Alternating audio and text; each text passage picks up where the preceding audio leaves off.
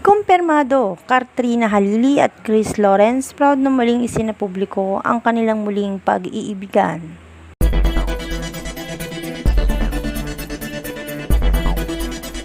Matapos ang mga usap-usapan, tila mas lalo ngayong umugong ang balita tungkol kina Katrina Halili at Chris Lawrence.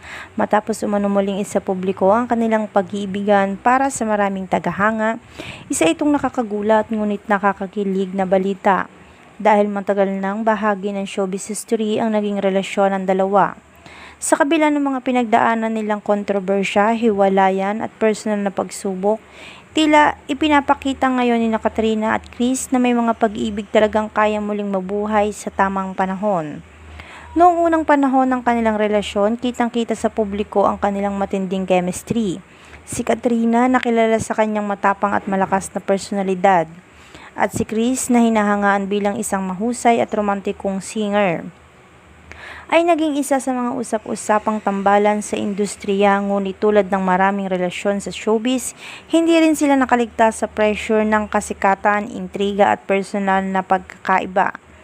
Dumating ang puntong pinili nilang magkahiwalay upang bigyang prioridad ang kani-kanilang buhay at karera. Sa paglipas ng panahon, maraming tagahanga ang naniwalang tuluyan ng natapos ang kanilang kwento bilang magkasintahan. Ngunit sa mundo ng pag-ibig, walang imposible. Ang muling pagkikita, pagkakaunawaan at pagbabalik loob sa isa't isa ay patunay na minsan kailangan lamang ng panahon upang maging handa muli ang dalawang tao. Marami ang nagsasabi na mas nag-matured na ngayon sina Katrina at Chris kumpara noon. Ang mga karanasang kanilang pinagdaanan ay maaaring nagturo sa kanila ng mas malalim na pangunawa tungkol sa kanilang relasyon, sakripisyo at tunay na pagmamahalan. Hindi na sila basta umaasa lamang sa kilig o emosyon. Ngayon, tila mas nakabatay na ang kanilang samahan sa respeto, pagtanggap at pagiging bukas sa isa't isa. Kapansin-pansin din ng maraming netizen ang tuwa sa balitang ito sa social media. Marami ang nagpahayag ng suporta at paghanga sa dalawa.